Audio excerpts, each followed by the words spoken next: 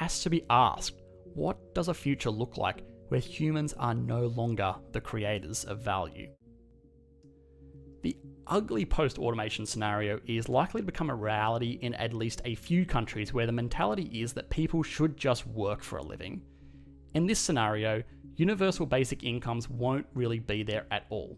Social welfare may exist, but it will likely be starved due to pure economic forces. A human that is unemployable has no economic value. It is a horrible thing to say, and most people have a hard time accepting it, but it is ultimately true.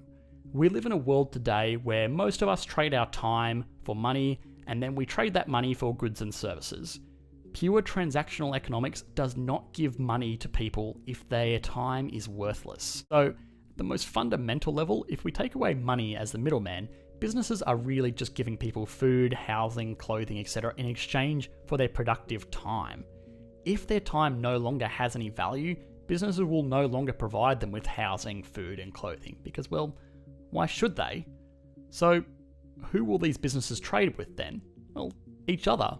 There will still be a market servicing the needs of these businesses and their incredibly wealthy owners. I'm sorry to break it to you, but the average consumer is really not as important to the economic system as they are led to believe. In this scenario, we are likely to see massive population declines. The less sinister cause of this is that people will just have less children because they won't be able to support them. And the second, much darker cause is that people may very well just starve to death. It sounds very foreign to people who live in developed countries, but these kinds of terrible outcomes are possible as the result of full-scale automation. We have been blessed to live in a time where technology has made our work hugely productive, and this huge productivity has meant that these workers get to benefit off the wealth they have helped to create. But it has to be asked, what does a future look like where humans are no longer the creators of value?